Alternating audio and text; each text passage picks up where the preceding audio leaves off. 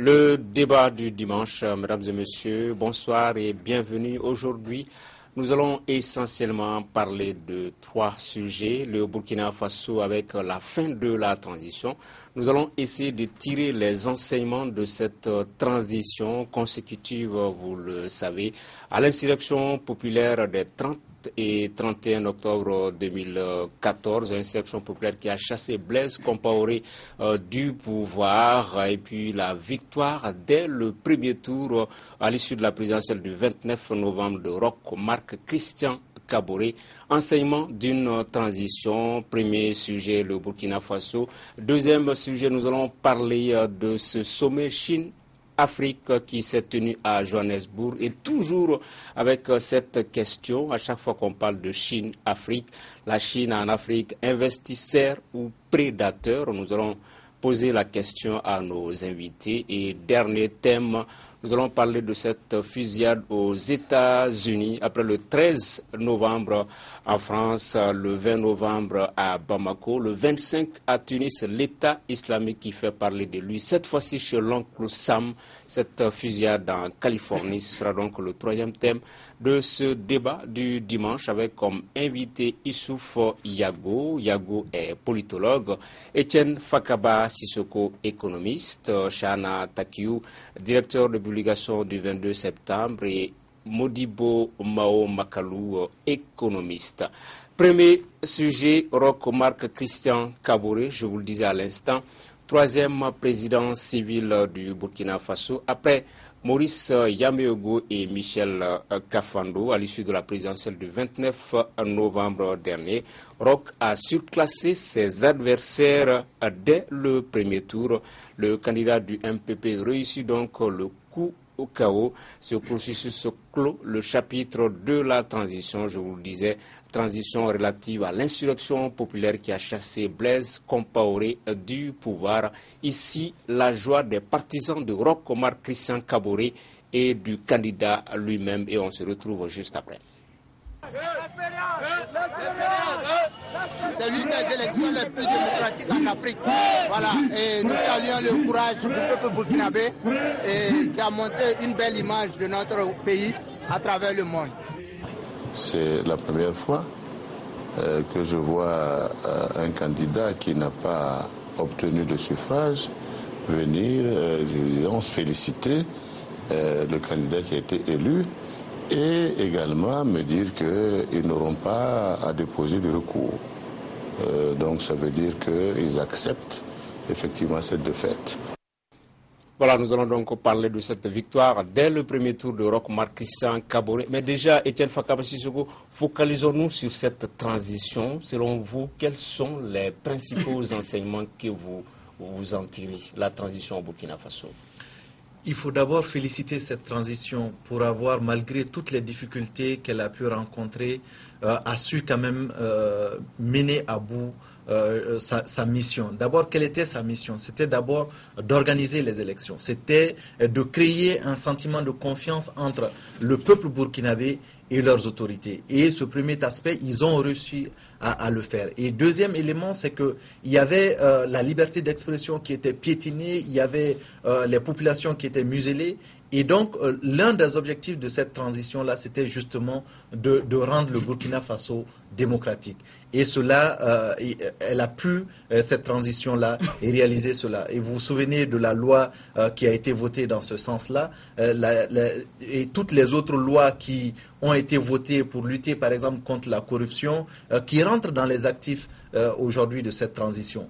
Et l'organisation de cette élection a été l'apothéose justement de la belle réussite de cette transition. Malgré les défis sécuritaires qu'il y avait à faire, malgré le coup d'État qui est survenu juste 2 mois avant les élections, malgré cette tension sociale qui était présente, malgré les attentes énormes des Burkinabés, la transition a su quand même montrer vraiment l'avancée de ce peuple burkinabé et mener à bout cette mission. Donc, elle est à féliciter. Chana Takiou, tout est bien qui finit bien? Oui, tout est bien qui finit bien, mais vous me permettez d'abord de rectifier un peu le tout nouveau président du Burkina Faso, qui disait tout à l'heure que c'est la première fois qu'il voit qu'un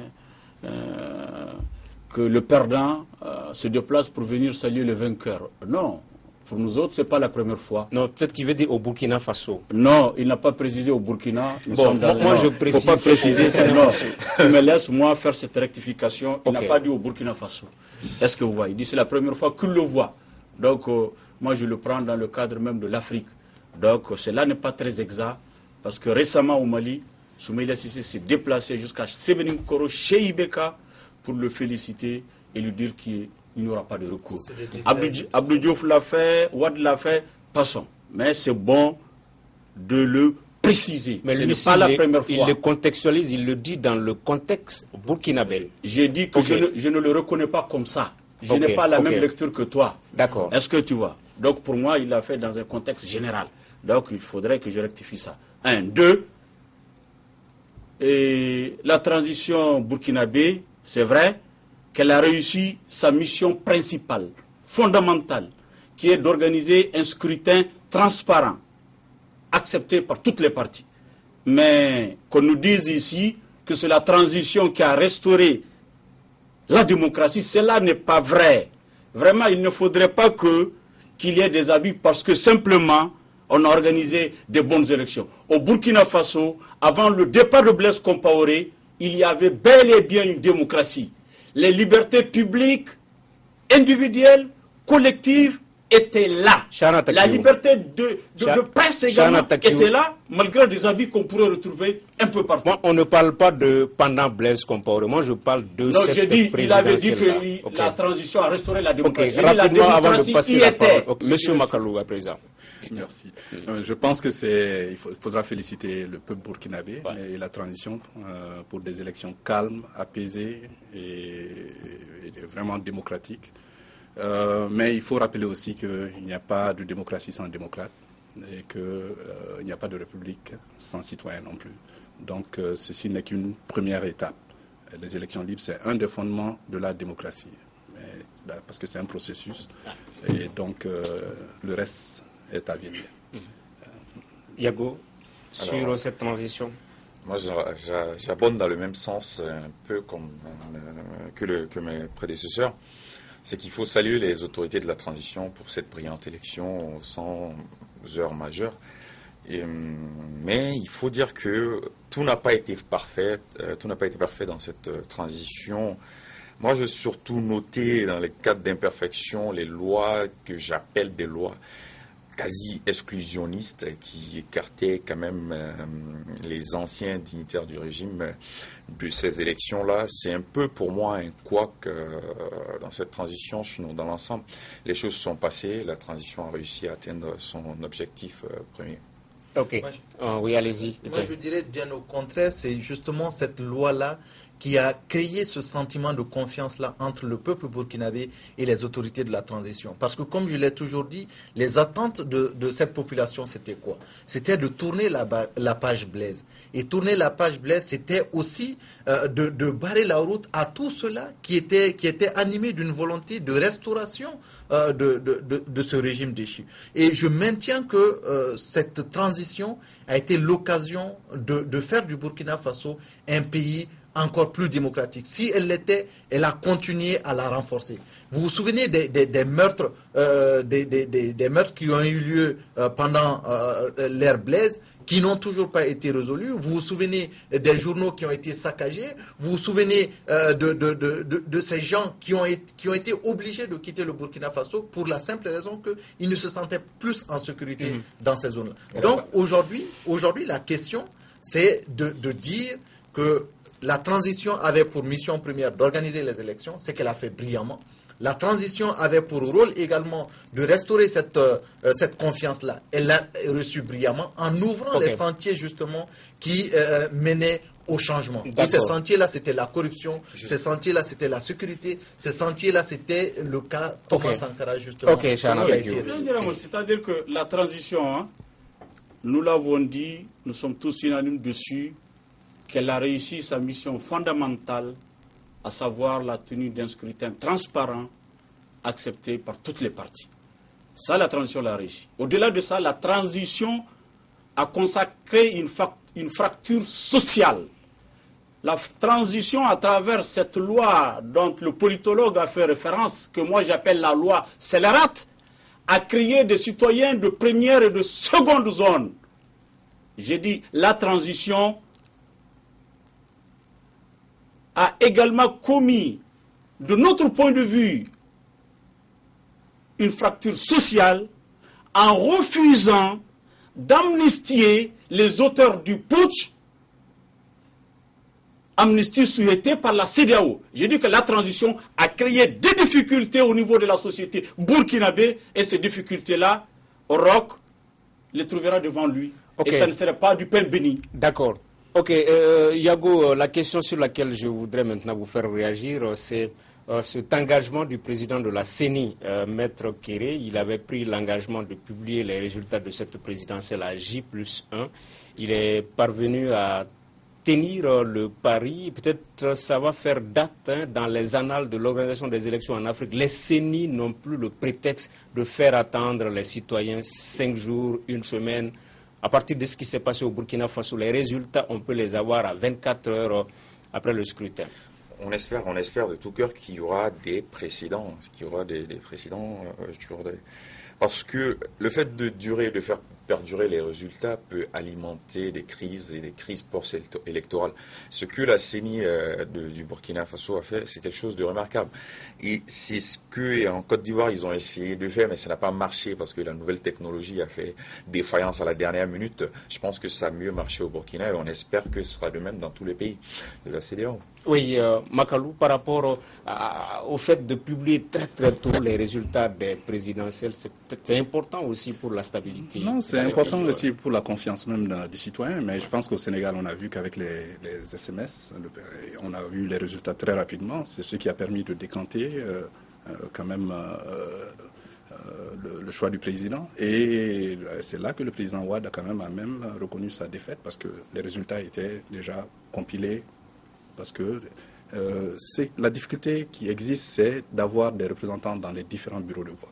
Et malheureusement, ce n'est pas à la portée de tous les partis politiques.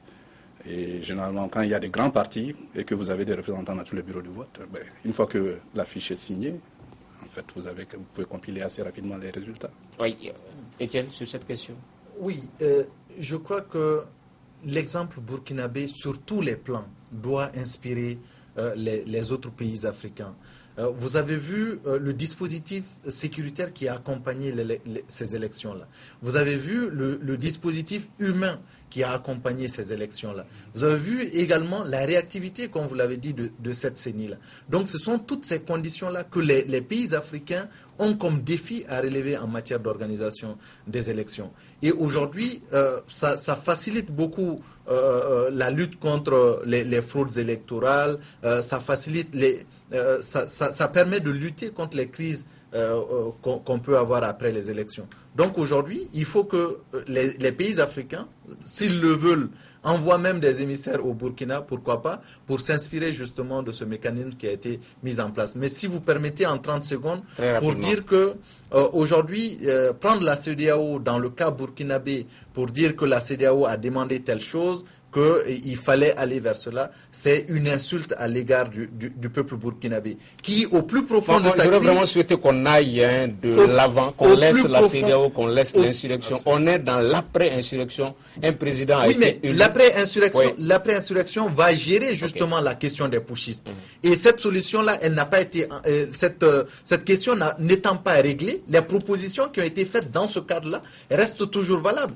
Donc aujourd'hui, la CEDEAO propose cette solution qui n'est pas viable, il faut le dire, qui ne répond nullement aux préoccupations du peuple burkinabé. D'accord. Chana Takiou, à travers ce scrutin aussi, on a pu faire l'économie d'un certain nombre de choses. C'est des élections couplées, le tout en un seul paquet. On connaît l'issue de la présidentielle, l'issue des législatives. C'est de bons exemples. Moi, je pense que le résultat de cette situation positif, je veux dire, on doit ce résultat d'abord à la maturité de la classe politique burkinabé. Parce qu'il faut des hommes matures, des hommes engagés, des vrais démocrates, des vrais républicains.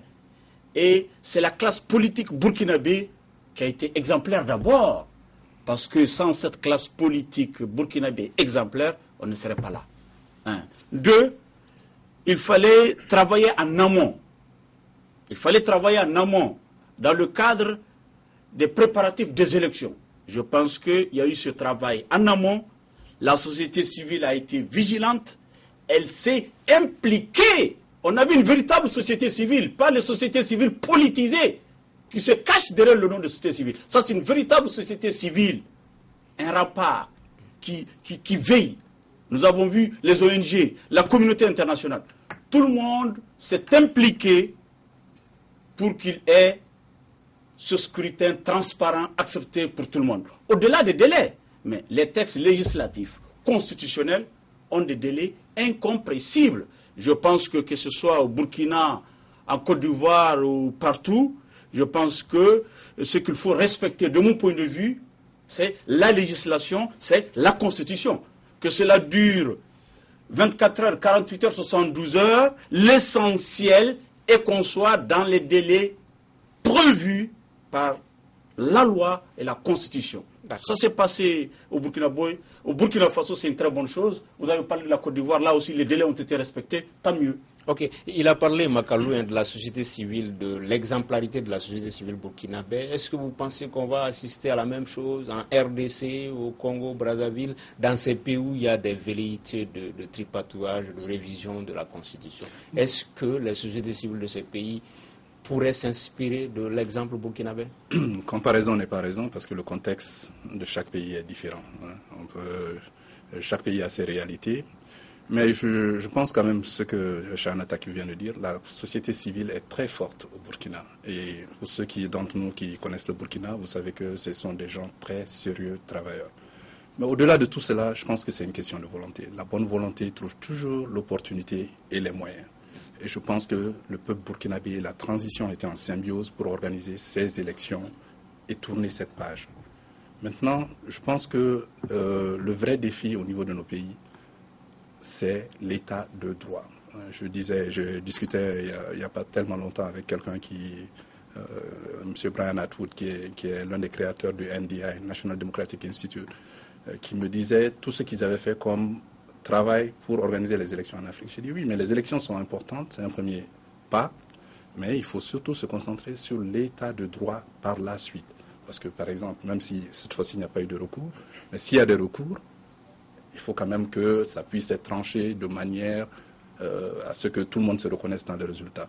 C'est-à-dire que quand le peuple, les populations ont confiance dans le système, dans le système de justice, je pense que ça, c'est très important. Et sans cela, vous ne pouvez pas avoir de vraie démocratie. Et je pense que c'est sur cela qu'il faut s'atteler, mais c'est un travail de longue haleine. Ok. Venons à présent sur l'issue de cette présidentielle. Ils étaient 14 candidats au départ et c'est Roch Marc Christian Kaboré qui l'emporte dès le premier tour. Yago, vous avez été surpris par la victoire de Roch Kaboré dès le premier tour? Non, pas du tout. Je pense que mon avis était qu'il allait gagner, mais je ne savais pas dans quelle proportion, si c'était le premier ou le second. Mais je pensais pertinemment que M. Roch Kaboré allait gagner. Et pour répondre un peu à Étienne, c'est que l'ère Compaoré n'est pas totalement révolue, parce que M. Kaboré était un pur produit de l'ère Compaoré. Il a été ministre plusieurs fois, il a démissionné que janvier 2014, je crois. Donc nous sommes encore dans cette continuité-là. Et l'idée de la transition, de faire une table rase de l'ère Compaoré ou de pouvoir gérer toutes les questions du Burkina en une année, 2 ans, c'était une mauvaise idée. C'est le seul quoi que je retiens dans cette question-là, dans cette transition. C'est le seul problème que j'ai retenu, parce qu'il demeure encore un certain nombre de problèmes, dont le sort des putschistes, dont le sort de certaines personnalités comme Bassolé et consorts, dont les avoirs ont été gelés et poursuivis en justice. Comment M. Roch Kaboré va gérer? Il sera jugé sur ça également. Donc c'est un problème. Sur la personnalité de Roch. Bon, Roch, moi j'étais surpris de sa victoire au premier tour. Parce que s'il y a vraiment une justice politique, c'est vraiment Diafré qui devrait l'emporter. Parce que c'est l'opposant historique. Marc Kaboré est un opposant de seconde génération.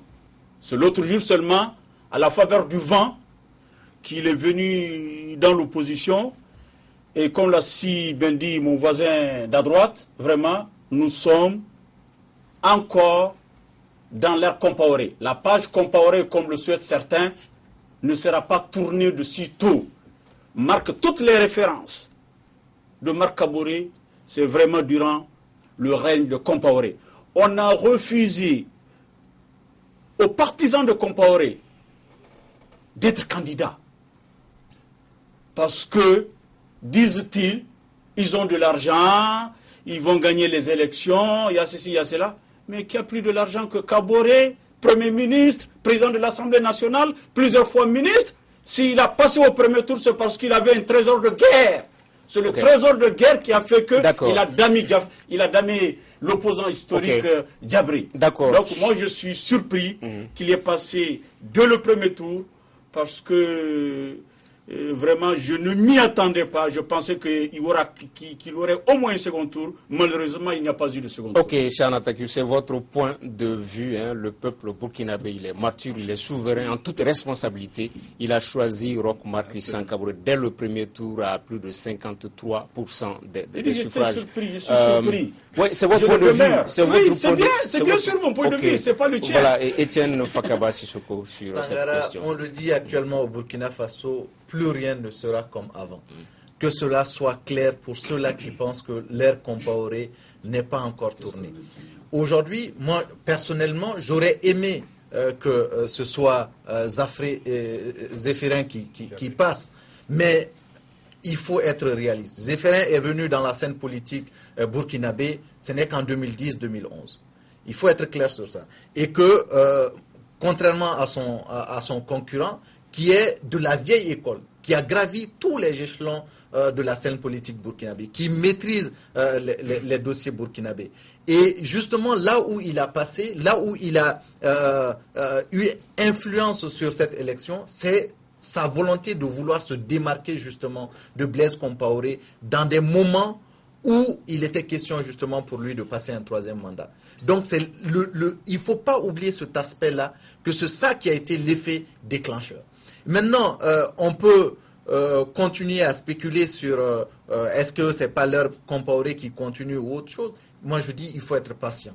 Les attentes sont nombreuses et il faut lui donner encore du temps pour que, à travers les premières actions qu'il va poser, les premières années, le bilan de sa première année, que l'on puisse véritablement savoir là où il veut amener le peuple burkinabé. Et pour terminer, moi je dis simplement qu'il y a des pistes qui ont été lancées par cette transition-là, qui est encore à féliciter. Et cette transition a ouvert des voies. Et ce sont ces voies justement qui répondent aux attentes du peuple burkinabé. Et on attend de Roch qu'il continue justement dans cette voie. La lutte contre la corruption, encore une fois de plus. Oui, moi je pense que c'est deux très bons candidats, deux grands technocrates qui ont occupé les plus hautes fonctions ministérielles au Burkina. Par ailleurs, ils ont tous les deux été ministres des Finances. Mais ce qui m'a agréablement surpris, c'est que cette fois-ci au Burkina, quand même, c'était le projet de société contre projet de société. Et j'ai eu la chance de parcourir quand même ces documents. Et les deux étaient assez bien outillés. Et je pense que maintenant vient ce que De Gaulle appelait l'exercice solitaire du pouvoir. Et ce que M. Sissoko vient de dire, la gestion des attentes. Parce que maintenant, les réalités de la gestion du pouvoir vont surgir. Parce que maintenant, les besoins sont illimités, mais les moyens sont limités. Comment faire face à toute cette attente du peuple burkinabé? Je pense qu'avec le résultat des législatives, il y a des coalitions qui vont se former. Mais il faudra satisfaire les partenaires, il faudra composer une équipe. Mais un État se conduit sur la base d'une vision, d'une mission et d'un plan stratégique, c'est-à-dire avec des objectifs stratégiques et aussi des actions spécifiques et aussi leur financement, les moyens de financement. Sinon, ça devient un catalogue d'intentions. D'accord. Ok, deuxième thème de l'émission, 60 milliards de dollars à l'Afrique. C'est la promesse d'aide financière faite par la Chine. C'était à Johannesburg, à la faveur du dernier sommet Chine-Afrique.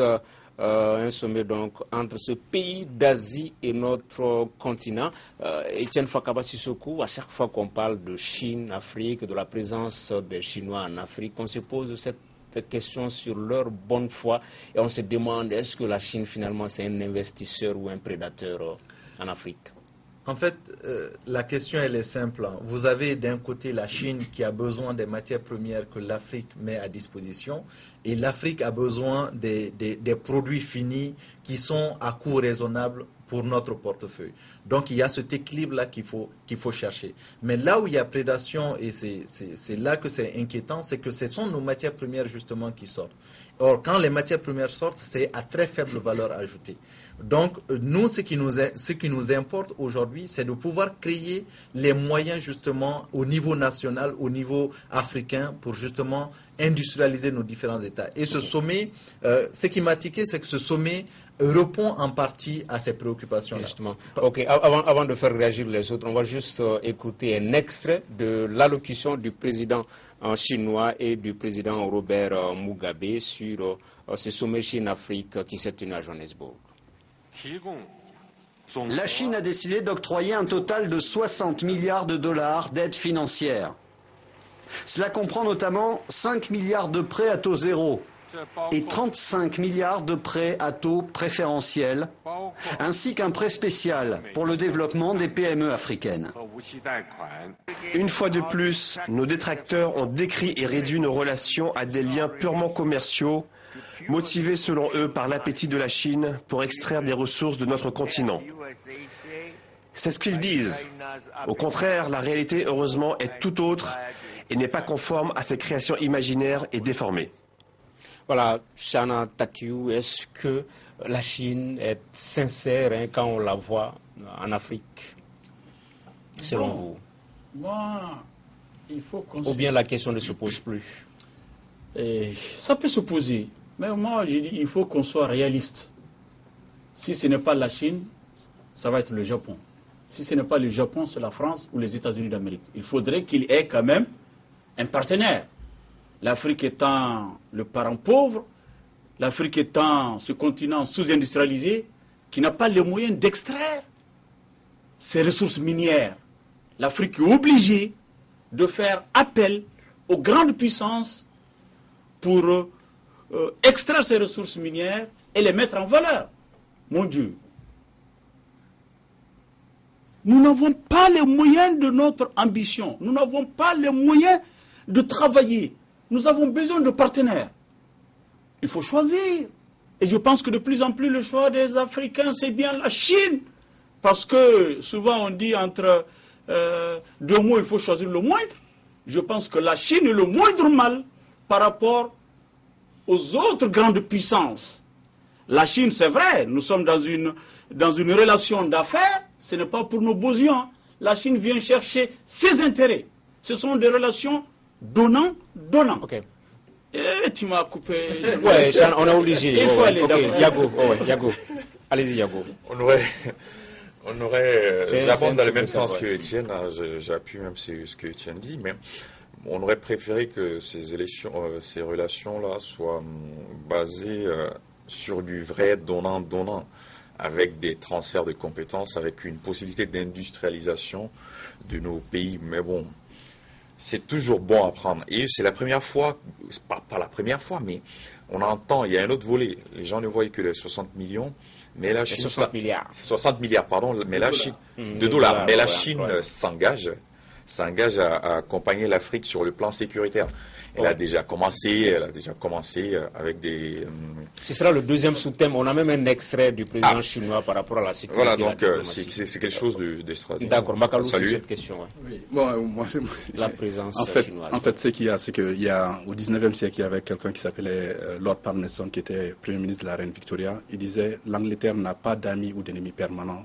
L'Angleterre n'a que des intérêts permanents que nous avons le devoir de poursuivre. » Ça a été repris par De Gaulle, en d'autres mots, mais il faut que les Africains soient réalistes.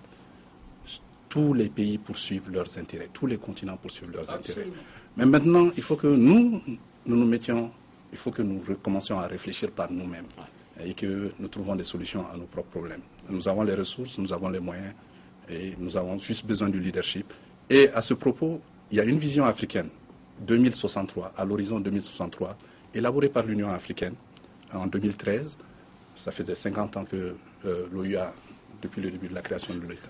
et qui fait des projections, qui a un cadre stratégique à l'horizon 2063. Catalogue d'intention. Non, c'est financé, avec un plan de financement. Vous allez avoir la parole. Avec un plan de financement. Mais ce que j'aime... Financé par qui?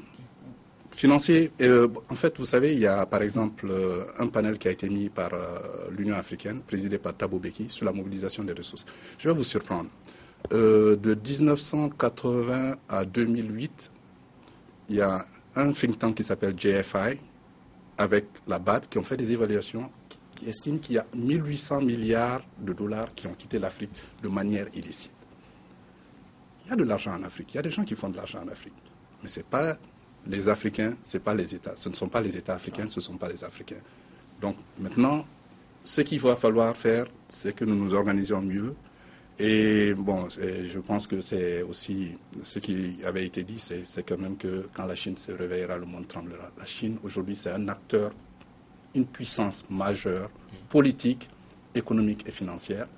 La semaine, pas plus tard qu'en fin novembre, le yuan ou le renminbi, la monnaie chinoise, vient d'intégrer le panier de devises du Fonds monétaire international. Ça a été approuvé par le conseil d'administration.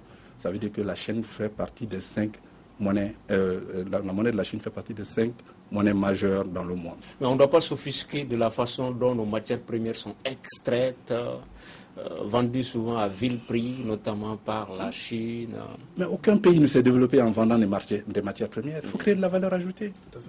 Quand vous avez l'ensemble des pays africains qui consomment moins d'électricité que l'Espagne, comment voulez-vous qu'on s'en sorte? Nous avons fait un atelier ici, à l'époque, c'était piloté par la présidence de la République, avec la Banque africaine de développement, l'Agence française de développement et la Banque mondiale. C'était opérationnaliser la croissance pro-pauvre.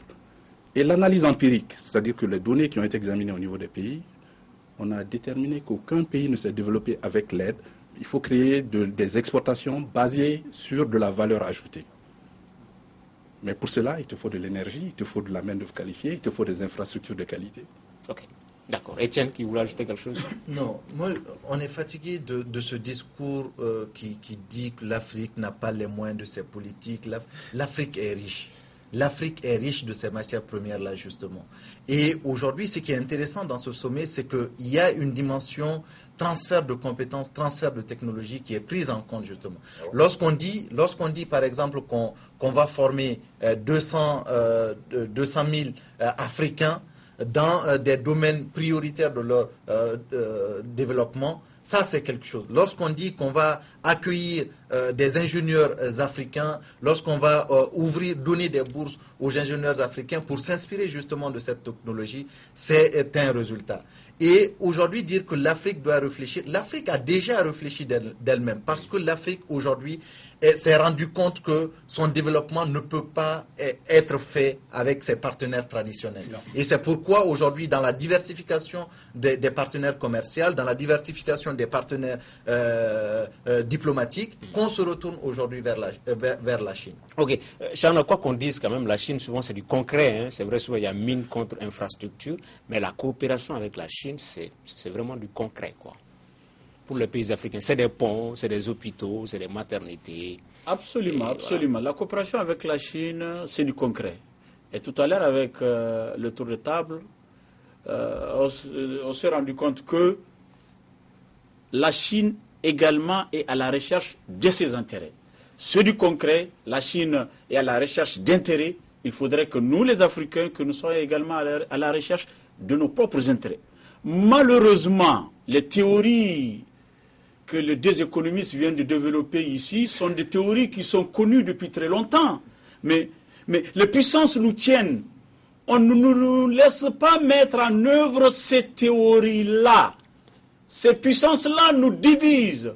Ces puissances-là nous empêchent de nous entendre, de mettre en œuvre nos politiques. C'est la guerre en Afrique. Okay. C'est la guerre en Afrique. D'accord. C'est la sous-alimentation, c'est la sécheresse, c'est la famine en Afrique.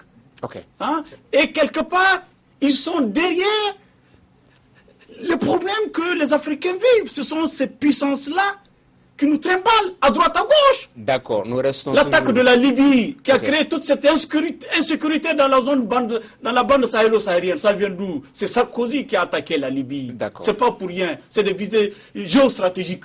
On va en parler dans le troisième thème de l'émission. Mais déjà, par rapport à ce sous-thème, la présence de la Chine, juste pour vous signaler que la Chine a détrôné quasiment la France en Algérie en 2012 comme étant premier partenaire, notamment dans les BTP, la construction de la grande mosquée d'Alger et puis de l'aéroport, le nouvel aéroport d'Alger. Ce sont des entreprises chinoises.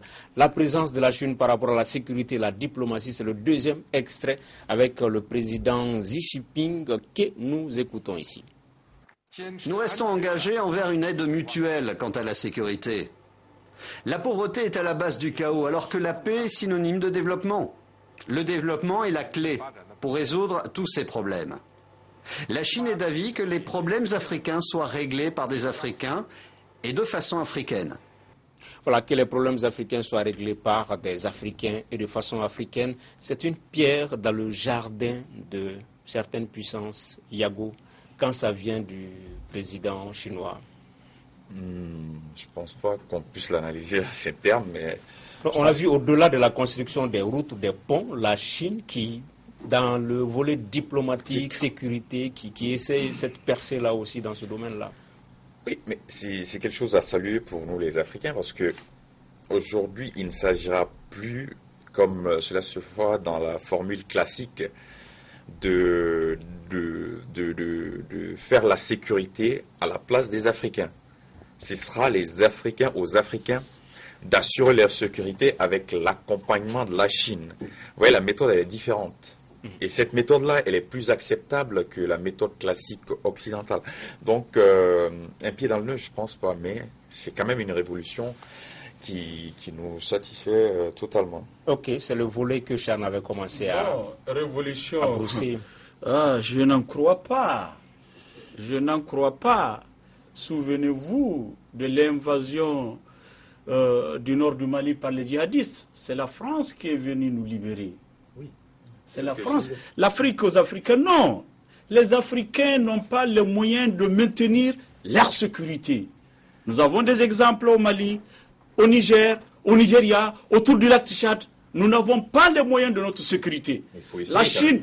Bon, c'est ce qu'on sait. La Chine. Il y a des troupes chinoises au Mali aussi, au-delà de la France. Donc la France n'est pas seule. Insignifiante. Je sais que la Chine est présente au Soudan du Sud, mais les 40% du pétrole importé par la Chine viennent du Soudan du Sud. Donc vraiment, la Chine également est encore une fois de plus à la recherche de ses intérêts. Si elle décide de s'impliquer davantage dans la sécurité en octroyant de fonds à l'Union africaine, c'est une très bonne chose. C'est une très bonne chose. C'est encourageant parce que jusque-là, la Chine n'était pas très présente dans ce volet. Okay. C'est la France qui est présente vraiment en Afrique, en Centrafrique, un peu partout dans le cadre de la sécurité des États africains. Okay. C'est un peu curieux. C'est un tout petit peu curieux. Étienne est trop souvent d'accord avec Chana ce soir. Non. Là-dessus, Chana raconte vraiment, je dirais pas n'importe quoi, mais voilà. Il faut être aujourd'hui irréaliste pour ne pas reconnaître que c'est une révolution aujourd'hui à laquelle nous assistons. Pour deux raisons principalement. La première, c'est que toujours on nous dit, c'est lui-même qui l'a dit ce soir, que les Africains doivent pouvoir compter que sur eux-mêmes. Et l'Afrique aujourd'hui, dans sa stratégie de lutte contre le terrorisme, et Serge Daniel l'a toujours rappelé ici, qu'il y a urgence de mettre en place une unité d'élite, une unité qui s'occupera de cette lutte-là. Et aujourd'hui, on est en train d'aller vers ça. Mais c'est le problème du financement qui allait se poser à un moment donné. Et aujourd'hui, l'argent que propose la Chine va justement pouvoir permettre de financer cette unité d'élite-là. Donc, de lutter efficacement contre le terrorisme. Deuxième élément, c'est que aujourd'hui, on n'a pas la possibilité aujourd'hui de refuser une stratégie qui met d'abord l'Afrique au devant de ses responsabilités. Et c'est ce que aujourd'hui nous sommes en train de faire. Au lieu d'applaudir que la France est venue nous applaudir, on aurait dû applaudir que les Maliens ont pu justement se libérer, que les Africains eux-mêmes ont pu justement se libérer. Monsieur Magalou, est-ce qu'au-delà de cette percée de la Chine sur le plan économique, il faut s'attendre à une déclinaison au niveau des volets diplomatiques, géostratégiques. Au-delà de l'économie, est-ce qu'il faudrait s'attendre à une présence plus accrue de la Chine sur d'autres segments en Afrique? Mais justement, tout est lié. Tout est lié. Je vais faire des rectifications. L'Afrique n'est pas pauvre. Si vous prenez le PIB, le produit intérieur brut nominal de l'Afrique, de tous les pays africains, que vous les ajoutez, nous ferions partie des 10 pays les plus riches au monde. Avant l'Italie et tout juste derrière la France. À quoi sert cette richesse dont vous parlez? À quoi elle sert? De deux. La Chine, à quoi elle sert? Répondez-moi. La Chine est le premier partenaire commercial de l'Afrique. Des échanges de plus de 200 milliards de dollars. Mais ce qui est encore plus important, elle a des réserves de change d'environ 4 000 milliards de dollars. Les plus importantes au monde et un quart des réserves mondiales. Ça, c'est le matelas financier, la puissance financière de la Chine. Aucun autre État au monde ne l'a. Et elle dispose de 2200 milliards de bons de trésor américains. Premier créancier des États-Unis d'Amérique, première puissance mondiale, économique et militaire, politique aussi. Donc, ce que je veux dire, les 60 millions de dollars, pour revenir, ça finance d'abord la force africaine, permanente africaine, mais aussi renforcer les capacités de la capacité africaine de réaction rapide. Donc ça, c'est très important parce que c'est de l'argent qui est alloué pour que nous-mêmes, nous puissions en disposer et, en tout cas, résoudre nos besoins. Mais en fait, pour le qui est de commerce, vous ne pouvez pas vous développer si vous ne disposez pas de la paix et de la sécurité. Et ça, c'est très, très important. Et malheureusement, il y a encore beaucoup de conflits. Et nous avons besoin de tous nos partenaires selon leurs compétences. Ok, on me signale qu'on a 5 minutes pour conclure l'émission rapidement, pour parler de ces 14 morts et une vingtaine de blessés. Le bilan de cette fusillade jeudi dernier à San Bernardino en Californie. Les assaillants, dont un couple, ont ouvert le feu. On le voit sur ces images, sur cet établissement public d'aide aux déficients mentaux. Les FBI privilégient désormais la piste terroriste. Nous écoutons justement un porte-parole de la police, c'est le président Barack Obama. Nous enquêtons désormais sur ces faits horribles dans l'hypothèse d'un acte terroriste. Nous avons des preuves montrant qu'ils avaient fait l'objet d'une minutieuse préparation. Il est tout à fait possible que ces deux assaillants aient été radicalisés. Si c'était le cas, cela illustrerait la menace sur laquelle nous nous concentrons depuis des années, le danger de gens qui succombent à des idéologies extrémistes violentes. Mais nous sommes forts et résilients. Nous ne nous laisserons pas terroriser. Voilà, Chana Takiou, après Paris, Bataclan, Salle Saint-Denis, après Bamako, l'hôtel Radisson, après le convoi présidentiel à Tunis. Aujourd'hui, les États-Unis, l'oncle Sam, frappé par l'international terroriste. Est-ce que c'est un point d'orgue à ces actions menées par l'État islamique, que les États-Unis soient frappés aujourd'hui? C'était prévisible. C'était prévisible parce que depuis une décennie, les États-Unis vivent dans cette situation de peur. Hein, et les États-Unis travaillaient pour contrer le terrorisme, surtout au Moyen-Orient. Donc ils faisaient tout pour que les terroristes ne puissent pas entrer chez eux. Mais malheureusement pour eux, Daesh a dit à ces soldats qui sont en Europe, en Occident de façon générale, que s'ils ne peuvent pas venir en Irak et en Syrie pour combattre, de rester sur place et de tuer. Et c'est ce qui s'est passé malheureusement en Californie. Il faut condamner cette attaque terroriste parce que le terrorisme, c'est aujourd'hui le mal du siècle. Ok. Yago, les États-Unis, Obama était un peu sceptique, hésitant un peu à rejoindre cette coalition menée par la France, notamment dans la traque des terroristes. Est-ce que, au niveau de la géopolitique, il est probable que les États-Unis rejoignent aujourd'hui cette coalition que la France essaie de mettre sur place? Moi, je pense que les États-Unis ont toujours été dans cette coalition depuis le début, même si une nouvelle coalition tente de se mettre en place, mais il y a eu déjà quelque chose qui était déjà là avec des frappes sur l'État islamique, bon, j'aime pas l'expression, sur Daesh. Et cette coalition, elle était là. Et donc peut-être que ça va s'accentuer. Obama est craintif depuis qu'il est là. Il hérite d'un pouvoir à la suite de la guerre d'Afghanistan, à la suite de la guerre d'Irak. Il ne veut pas s'embourber de façon très claire dans une guerre. Mais tantôt, il fait de la guerre par procuration, il n'est pas au premier rang.